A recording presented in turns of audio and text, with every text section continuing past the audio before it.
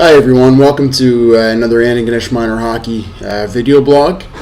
This is the first one for January, so we're excited that we're in the new year and we're kind of at the halfway point for our minor hockey season. I think every team has been doing a great job so far. Being out with all the teams has been fantastic. The commitment to skill development has been great to see, and you can really tell player for player on each team that the development and the improvement is clearly being shown. So congratulations so far, and I know we're kind of on the home stretch here of the season. So we focused a lot on the skill side, obviously, going up until Christmas and the New Year. That's a good base to start at. Right out of tryouts is the skill side, and it's definitely something not to forget. But as we move on into the important parts of the season where we have to start qualifying for whether it's league playoffs or provincials or bigger tournaments down the road, there's a little more some techniques and different things like tactics that we want to look at as well. If we can build the skill set that we've introduced over the course of the season and keep refining those, we can start to add some tactics to those skills. And that's something that we'll be discussing at another time. One thing I want to talk about today is bench management and in the game itself. And once again, and for anyone that knows me, I don't like to focus a whole lot on the games for the minor hockey season. I think the important part in terms of development comes from practice, and that's where most of the preparation time has to be directed towards. But I think that as coaches, we have a responsibility to put our players in the best position to succeed, and sometimes that succeeding means to try to win a game. Obviously, there's different definitions of success, but I think that as coaches, like I said, when we're teaching, we also have to put our players in the best position to gain success. So the bench management is very important, and we want to be prepared for the games, whether it's before the game, in the game, and we also want to have some sort of plan for after the game, whether it's a debrief for players and other coaches or staff or what have you. So we're going to go through a quick presentation today. I just put it together. Some may have seen it before. It's basically simple game and bench management techniques. A lot of preparation, a lot of getting your players aware of some terminology, perhaps, or some the different things that will create less confusion and a little more normalcy for players in the game that will help them succeed. Okay, so looking at some keys to proper bench management, I titled this presentation "Being in Control," and I think it's just something where kids of all minor hockey need to understand. There's a boss on the bench, and there's one that's that there has to be some controlling factor.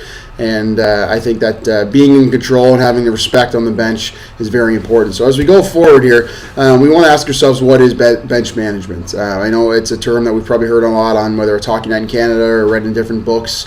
And when you try to define it, it becomes maybe a little more difficult or confusing. So in simple terms, I try to define it as it's the ability to see the ice, and it separates the top coaches from other coaches as well. So the biggest thing is you want to slow the game down and be focused and prepared. And I think the biggest point is that you need to be focused and prepared. Focused on that, who's on the ice at the right time. Be prepared that the players know what situations are going to be transpiring, who's going to play when and who's going to play where. And obviously that can change a lot, but I think these are the four main points of bench management. And what I mean by seeing the ice is you want to, like I said, what players that you have on the ice at that time, what players maybe the other team has on at that time, and you always want to see as well maybe what changing situations you can have in the future in terms of that game that you're in. It could be a change ahead, or it could be maybe looking ahead at a couple minutes if you have to pull the goalie, or just being prepared for whatever situation may arise. Okay, we talk a lot about preparation, the word preparation, and this is just some terms for your own team. We talk about the lines. You should have your lines made, obviously, for whether you've been practicing with them and different things like that. And there comes times in game where you maybe have to change up the lines or try different things, and that's fine. So any systems that you have, it could be whether it's a forechecking system or even maybe a defensive zone system that you're trying, these should be reinforced and prepared for the players. Special teams, if you're on a power play, any penalty killing time, players should have some sort of idea of what they need to do, and you should be prepared for that, whether it's spend some time in practice or going before the game and telling them that. Specific situations, let's say you're down a goal with a minute left, a face-off where it's a 6-on-5 situation, or let's say you're up a goal and the other team calls a timeout. What face-off will you try to get out of your zone when you're down a man 5-6? Okay, so different things like specific situations where we can try to think about it. Plan A, B, and C is something I like to call, because very, very many, little times in hockey, Plan A actually works, and actually Plan B is probably something that doesn't work as much as we'd like to either. So a lot of times we have to go to Plan C. I've said it many times before. Hockey is it's not a black and white game. It's not like football where you set the ball, offense runs a play, defense runs a coverage, and if it works, it works. If it doesn't, the ball is reset. Hockey is a series of broken plays, and there's gray areas being exploited all the time. So we really have to have Plan A, B, and C that we're prepared to utilize during a game. I think it's very important that all coaches have at least one rink board and marker on the bench. It'd be great if there was two, because there's obviously more than one coach on the bench a lot of times. Maybe one at the forward door and one at the defense door for a lot of detection, correction, and reinforcement for players, especially younger players. They need to see, as visual learners, they'll need to see on the board exactly what you're talking about. Some of them have a hard time to process. If you're just telling them to fill this lane and fill that lane and go over here and go over there, they might not be able to process that. So if you show that on the board quickly between shifts, detection and correction stuff, then I think that will help the players a little bit. Preparation for opponent. As you get down into the season, you've probably faced some top teams a few times by now, and if you can see where you're going to be at the end of the season, whether it's a playoff game or provincial game, you might think you're going to run into them again. This is the time maybe to prepare for your opponent. Okay, so basically you need to identify who their top players are, so you can look at ways that you can counteract that, whether it's putting players on them or putting different lines up against them, and ways to beat them like that. You can also try to prepare for the weaker players. Maybe there's a time where you think that there's a weaker line on the ice that you can try to exploit by putting a stronger line out. Being able to identify the weaker players also helps you to gain success. Any tendencies that you may be able to spot. Let's say the top players have a tendency. A lot of players at the minor hockey level, maybe with some speed, that are a little bit faster than other ones, will try to take it end to end. Maybe you can spot that as a tendency and be able to try to counteract that with some good back pressure and good defensive positioning. Maybe tendencies as an opposition coach. Maybe the coach likes to double shift the best player all the time. You can be prepared for that by understanding that that's a tendency for the coach. What's their stats like for the other team? You can talk about maybe face-off stats. You can talk about maybe stats for a top player over the course of the season, how many points they have, and that's just a simple way to identify what kind of their top players are. Any line matching, any shortening the bench. It's not something I would obviously recommend, but at the minor hockey level, I think that every kid should be able to play and have an opportunity to play. But I do understand that there comes a time and place when putting your players in the best position to succeed means that some players may play more than others. So be prepared for having that, making that decision, and what players will you go with when you shorten the bench, and which players won't you go with? And also, is there a matchup that maybe you'd like to use? Maybe your top line goes out against their top line. So those are just decisions you'd have to make. What kind of systems the opponent runs? Maybe they run every time they get across center, they just dump the puck. Okay, maybe that's a tendency you see, and maybe you can try to use good breakout options and skills and coming back with good support to counteract that. And I think the best way to maybe watch a team is in warm-up. Obviously, you get to see the team warming up and using their skills. Maybe you identify a player with a very good shot and you want to take that away, or you identify maybe a weakness in a goalie that you can exploit. So you can definitely get a lot from warm-up, so definitely pay attention. It may only be a 2 or 3 minute warm-up, but definitely pay attention. You might be able to pick one thing out that can help your team succeed. Managing staff. As a head coach especially, this is a responsibility that's very important for a team. Many teams have 2, sometimes 3 assistant coaches. They may have a manager, a trainer, different things like that. So I think that as a head coach, every head coach needs to give all the staff a role and responsibility.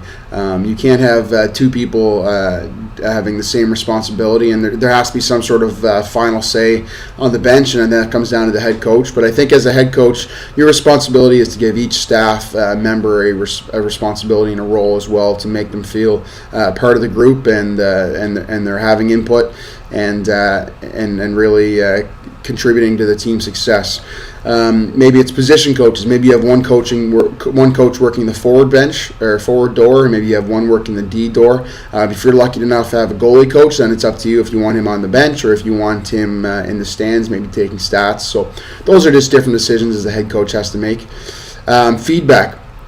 Feedback. The bench is a tremendous place for feedback and detection correction. What I mean by that is detecting maybe a something that needs to be talked about, and then you need to correct it. Okay, so those 2 go hand in hand: detection, correction, and feedback. And I think, like I said, the bench is a great way to do it. If you're just kind of have your arms crossed and just watching the game as a fan, you're not really doing your job as a coach. You need to take responsibility on yourself that you need to teach these kids more than anything. Okay, some adjustments that need to be made. Maybe a system that you find isn't working. Maybe you want to change it up. It could be a power play, or it could be something like that, or maybe an adjustment that a system the other team is using that is really exploiting you and beating you right now. Maybe you have to adjust to that as well. Staff. Maybe you have someone taking stats on your staff. It could be a person taking face-off stats, which is very important, or it could be a person taking where the shots are made, different things like that.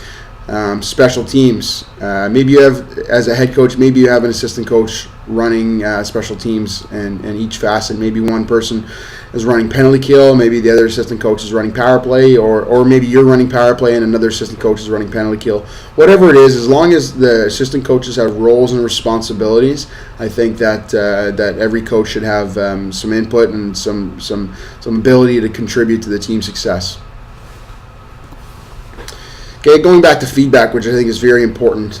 These are just something that I kind of broke up, and this is not at all definitive. This could be depending on any coach, really. But I think that as a head coach, you need to look more at the big picture kind of thing, the effort level of the team. If it's not there, then maybe you can discuss that with the team.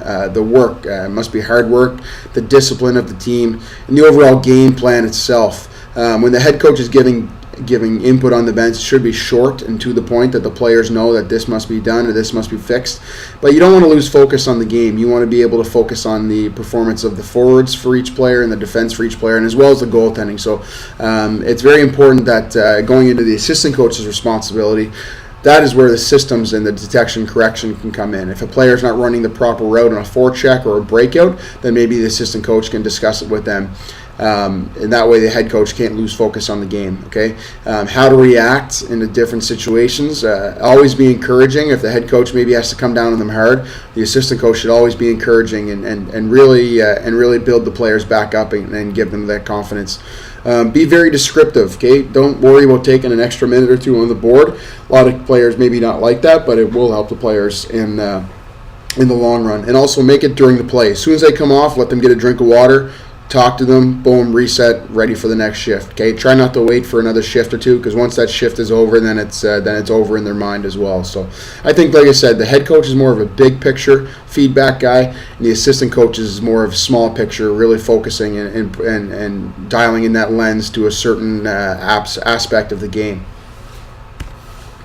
Officials. This is something that can apply from the novice level all the way up to the professional level. And I think that I've said it many times. Coaches are teachers. Coaches are role models. We have to know our responsibilities and roles as role models. and we have to control our emotions at all times. There's obviously times that we're upset and frustrated with officials, but when we're coaching kids, I think that we have to show responsibility and control our emotions. Because if a coach melts down, the entire team melts down, and I think we're cheating the players and cheating the kids if we mouth off and maybe get a penalty that the team has to kill off, or the team melts down because they see their coach melting down, and that's okay. So I think a big focus for minor hockey coaches and coaches at all levels is to really respect the officials. And if there's a time that you must challenge them and must talk to them, okay, we have to make sure we do this respectfully. Obviously, at the minor hockey level, we have to remember that these officials are kids. They're developing and they're training just as much as players are, and mistakes are made. Just as a mistake that a defenseman might make, or a forward or a goalie might make, an official might make the same mistake as well. And I think we have to try to step back and remind ourselves that these officials are the majority kids or teenagers, and they make mistakes as well. So for us to be yelling at them to be adults and yelling at them and berating them and calling them names, that I just don't think is fair, and I don't believe that's a good aspect for a good attribute of a good minor hockey coach. So we must remember that going into each game, and I think it's a great lesson for players to learn that if a coach can show respect, that players can build that and show that respect as well, and that's really a sign of a good coach. And the other thing I know is, the last one here is know the rules. I've seen many coaches over the years yell at a ref and berate them and challenge them, thinking that this rule is called one way, but fully well knowing that that's not the rule at all. Know the rules, know where the face-off should be in certain situations, know when penalties should be called, or what may happen. If an official makes a call, then you have to be really know the rules and be sure if you really want to challenge them. So make sure it's always good to maybe go back and do a little checkup on the rules from time to time. If you're not sure of a rule, maybe in warm up, maybe call the ref over and just ask for clarification. That's usually the best way to go. But if there's anything to take away from bench management today, we must make sure that the respect within officials and the game itself is the biggest responsibility for a coach in game, I believe. Okay, keeping going on with officials, you see a little bit of a meltdown there. Obviously, you didn't ever want to see that at any level, let alone the minor hockey level, okay? Talk only when necessary. If you have a question and clarification, most refs are happy to talk to you. Some of them aren't, and I understand that, but you have to show the respect when you're talking. Cut them some slack. Like I said, a lot of them are kids, a lot of them are learning. A lot of them are just trying to gain the experience to be better refs, just like the players are. If you give the respect to officials, I'm sure many of you have experienced this. If you give the respect, they'll give you respect back, and that's a good working relationship between a coach and an official. If you were to melt down and scream at them, then they're probably a little less likely to come talk to you when you actually want a question to ask. I think it's very important as coaches that if there is someone to talk to a ref, it comes from a coach. Okay, players cannot talk to refs in terms of yelling and berating and things like that. If you see your team starting to do that, I think it's a time to address that, and I don't think that's respectful for kids to talk to refs in that manner. However, going into the last comment there, captain's comments, maybe you have a captain on your team that if the referee won't come talk to your bench, maybe you can relay a message through your captain and get him to ask the referee and maybe to come over and things like that. So that is one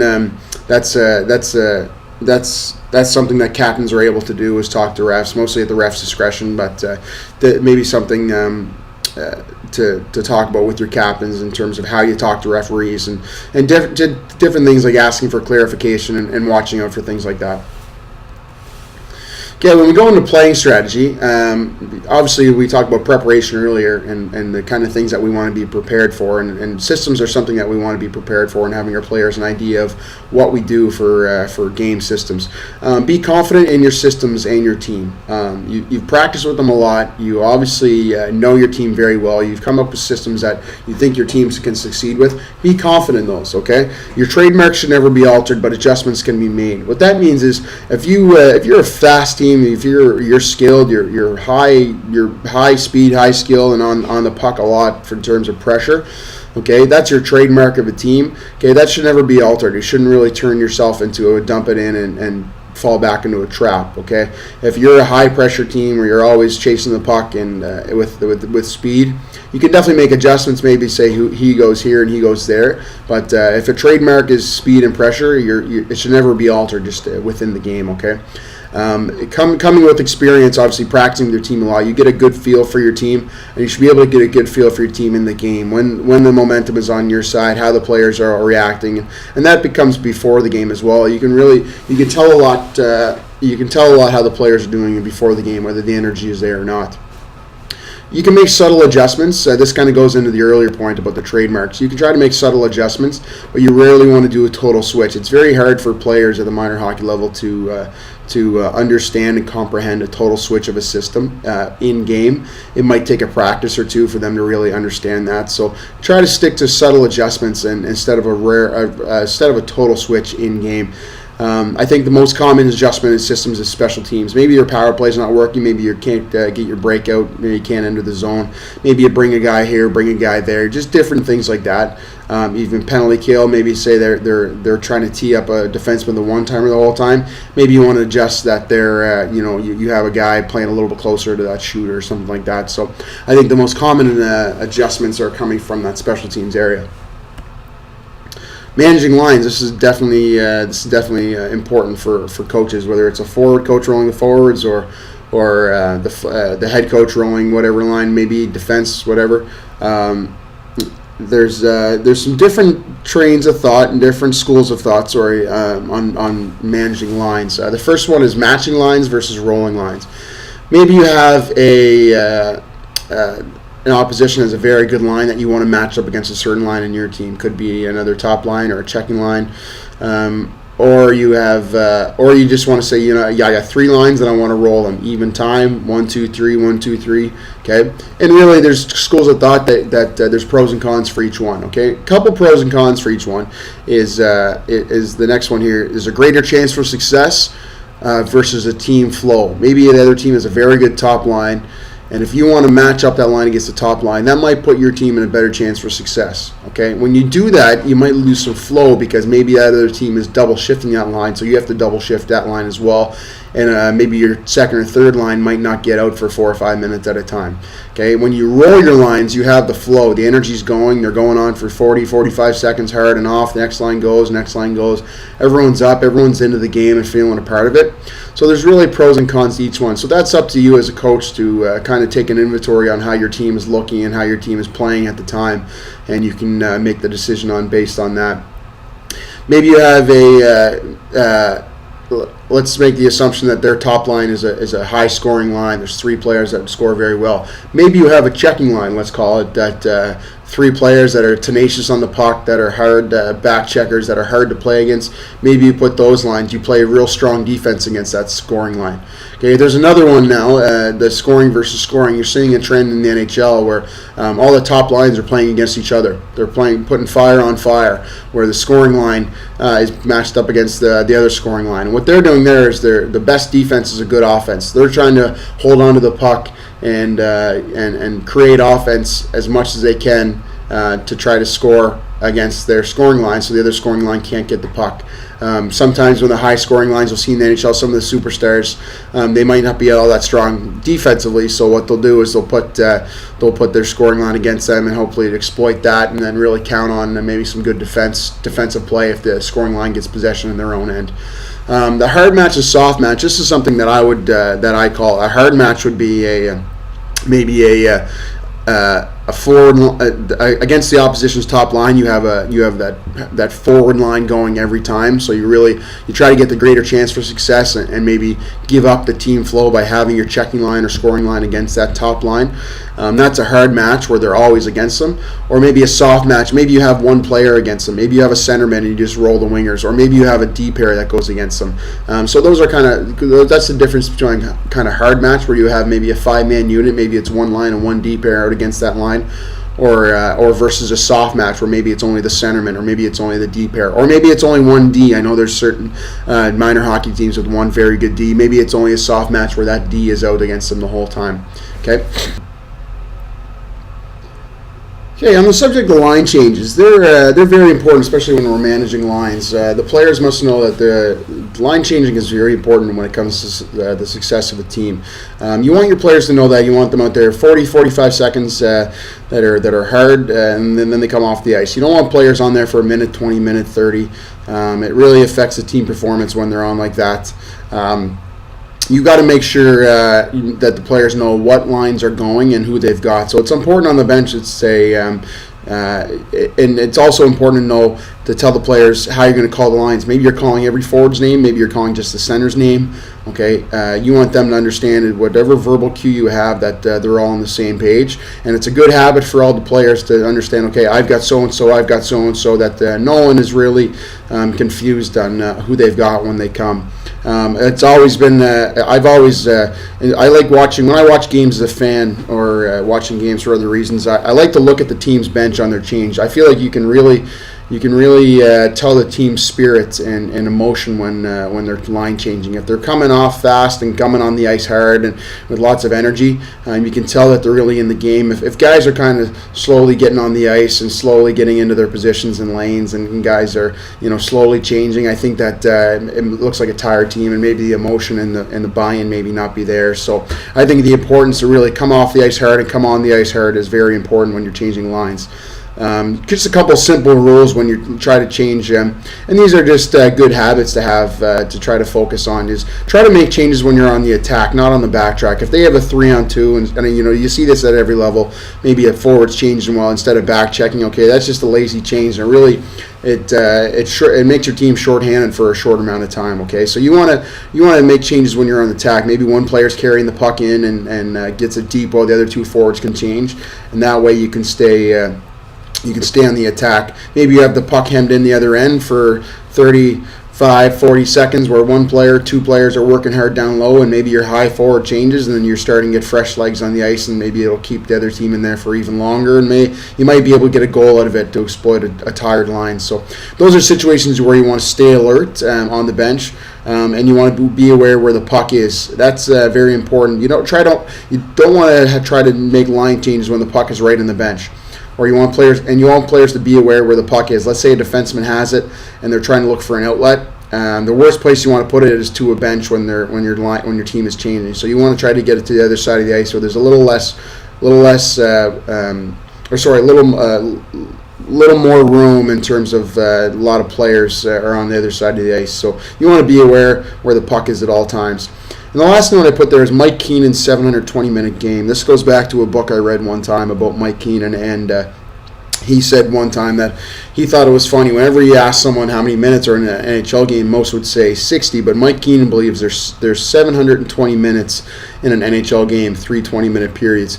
Well, that means there's 360 minutes for each team of 20 players. So 20 players, 2 teams, 360 minutes. Let's say each goalie gets 60 minutes. Okay, a lot of people would laugh at that because Mike Keenan was notoriously famous for having a big hook and the shortest leash ever for goalies. So let's say the goalies each have 60 minutes. So that brings it down to 600 minutes in a hockey game. So really, each team has 300 minutes to manage amongst their 20 players on an NHL roster or for an NHL game. So, and you kind of look at that and say, how do you distribute time through that 300 minutes through 20 players, and that's without penalties as well. So obviously managing the minutes and distributing the minutes are important, but at the minor hockey level you really want to give the players opportunities to succeed, trying to roll the lines and giving players in different opportunities for experience.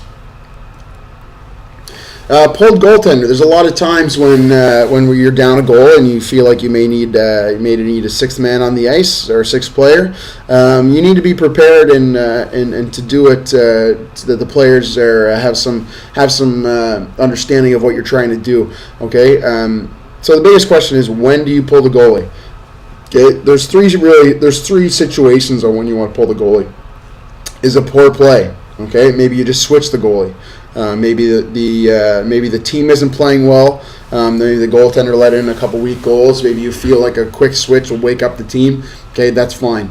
But if you're down a goal, maybe you're down a goal with a minute left. Okay. Biggest question is, when do you want to do it? Rule of thumb, I know Andy Murray once said that the rule of thumb is for how many goals you're down, you should leave that time left. So if you're down a goal, maybe pull it with 1 minute. If you're down 2 goals, pull it with 2 minutes. I know some coaches like Patrick Waugh are very liberal with that. You've seen him in the NHL many times where down 2 or 3 goals, he'll pull a goal with 4 minutes left and try different things. I've seen other coaches think out of the box where they started the third period down 5-1 and they'll start with the goal he pulled. I've actually been at a game, a Mooseheads game, when an opposing coach did that, and they made it within 2 minutes. All of a sudden it was 5-4, and then the Mooseheads kind of woke up and they filled a couple empty netters. But I know that's pretty out of the box, and I applaud the coach for trying that. But a lot of times it's really hard to work it that way. I know there's other coaches I've seen that they've had a 5-on-3 power play and they pulled the goalie to make a 6-on-3. So obviously be creative and think out of the box. So there's different ways to try it. If you're down a couple goals, that you can and try to generate a little bit of offense with the extra player. And going into time games, kind of just what I spoke of. Like I said, if you're down a goal, maybe the rule of thumb would be about a minute. If you're down 2 goals, rule of thumb would be about 2 minutes as well. And there's different strategies and techniques, both offensively and defensively, to play when you're up 6-5 or you're down 6-5 in terms of manpower. So we can get in those another time, though. The biggest thing here about bench management is something that I kind of want to just go back and kind of recap the whole presentation is you need to handle the moment. Obviously, it's a big responsibility as a coach to be in a game. It can get overwhelming at times, but the biggest thing is to stay focused on the task at hand. Don't let things perhaps like officials or officiating or other things like that or maybe opposing coaches trying to distract you or things like that, or parents. But so stay focused to the whole game at the task at hand and be prepared. Have a coaching card that we've given templates to all the coaches for coaching cards. Have your lines drawn out. Have some systems drawn out where maybe you don't have to draw it on the board every time. You just have to kind of remind the player and show the board or show the card. It's very important to stay emotionally in control, especially with officiating, and stay in the moment. Goes with staying focused. And I remember this quote here from Scotty Bowman: "Nothing alleviates pressure like being confident and knowing what to do." Okay, and that comes right down to being prepared. And there's probably no more successful coach in the history of hockey coaching than Scotty Bowman. You can see the cups that he's won there, and he's won more since then in terms of as an executive as well, whether in management or different roles like that. So I think it's very important that you be prepared, stay focused, and yourself, and then you can hopefully let your players be focused and prepared to play the game. And if they don't really have to worry about anything, they can just play their game within their system. Then they're able to stay focused and focus on and focus on the task at hand as well. Okay, I just wanted to finish up with a few thoughts from some professional coaches that were very successful over the years in the NHL. I think it's good to reinforce some thoughts from them, obviously, about bench management. And you look at a few thoughts here from Mark Crawford, successful NHL career, Olympic coach. He always said about bench management that a successful bench exudes focus and composure. Players are always in the game, they're watching the game, they're getting ready, and they're focusing on their next shift. That goes hand in hand into line changes as well. Coming off the ice hard with energy and going on the ice hard with energy. Preparation, attention to detail will determine a game plan. There's details within the systems and situations that may arise, so you want to be detailed and prepared for those. And like I said earlier, you need to emphasize the importance of changing well with your team. Off the ice hard, on the ice hard, knowing where to go, filling the lanes, whether it's wide, the first guy getting on the ice going wide, different things like that. There's different techniques and situations and to do when you're changing, but it's very important to change lines well. Joel Quenneville, obviously with the Chicago Blackhawks, won a couple Stanley Cups, highly successful coach in the NHL. His thoughts on bench management is be prepared to make adjustments, okay? Don't stray too far from your trademarks, but you want to be prepared that if something needs to be changed, don't be afraid to do it, okay? Provide soft coaching on the bench. What that means is be a motivator, encourage the kids, but the soft coaching as well is, like I said, little adjustments, reinforcements, detection and correction. Maybe a player isn't running the proper routes. That's a great detection, correction, and teaching moment to provide that soft coaching on the bench. Okay, keep things simple. Allow the focuses on performance. Let the players allow themselves to prepare themselves for the next shift.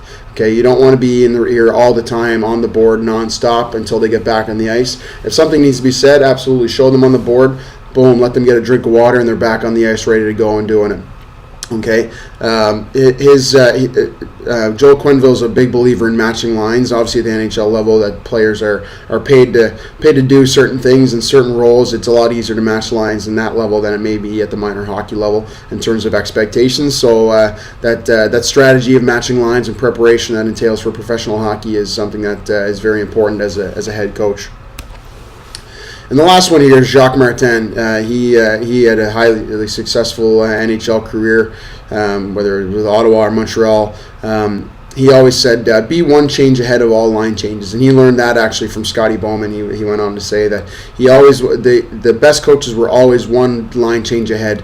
Didn't matter when you're coaching against Bowman, if you think you could outsmart him by doing one thing, he was always one step ahead of you. So always have one change ahead. And what that means is the players on the ice, when the players are on the ice, the next line should know when they're going as soon as that line hits the ice. Okay, so if line A is on the ice at the time, line B should be ready to go and they know they're going. And then as soon as line B hits the ice, okay, line C or line A, whoever may next be, is ready to go back. So you always want to be one change ahead.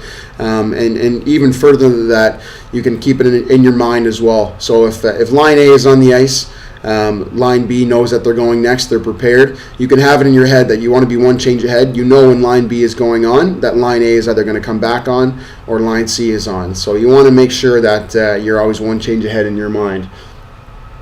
Be aware of the disadvantages of matching. Okay. Conversely, we talked about Joel Quenneville, who's a big believer in line matching. Jacques Martin liked the flow of the team. He wanted to build a team that could have any line to play against any of their other team's top lines. So there's a difference between schools of thoughts right there. So you want to be aware of the disadvantages of matching. It really can affect the flow. You might get caught with a too many men penalty and confusion. There has to be a lot of communication on the bench when you're matching lines. So. Know the times to give individual instruction and team instruction. A lot of times, like I said, the detection correction, the guy comes off the ice onto the bench, gets a drink of water, coach is there with the board. But there's also times maybe to call the team in. Maybe it's during an intermission, maybe it's during a timeout. There's times to call the team in and say, okay, this isn't good enough, or we've got to change this, or let's keep going, we're playing well. So whatever the message may be, there's a time and place. Okay, so that's just some ideas and thoughts on bench management. Like I said at the start of the video, I don't want to stray away from the importance of skill development. I think every coach has been doing a tremendous job. The skill sessions have been great that I've been to. So you really want to make sure that the skill side is always being attended to, and that can lead into some good tactics. But as we get into the time of season where game results really are important in terms of tournaments or playoff qualification or provincial qualification and provincial games, you really want to be prepared to get into those games at the right frame of mind, stay focused, and make sure that you put your team in the best place to succeed. So in future blogs, I want to get into a little subject, like I said, about the tactics with the skill side, with the power skating, and the puck handling and kind of broad skill areas like that. I'd like to get into maybe some positional tactics or scoring tactics about that any player can really utilize. I think that the natural progression from the skill development is the usage of different tactics to whether it's scoring or defensive tactics or what have you. So I'd like to get into those in the future. And any ideas at all, like always, guys, please forward me an email, give me a call. I'm always looking for different ideas to get out and communicate to coaches on different things we can all use to get better and things like that. So once again, thanks a lot for taking the time to watch us. And any questions at all about clarification on this, then please feel free to contact me. And I wish everyone the best of luck going forward this season in their qualification rounds, and hopefully the best of success for all the teams out there. And I'll definitely be on the ice with the teams anyway, so we'll be seeing it in the rink anyway. But thanks again for watching. Take care.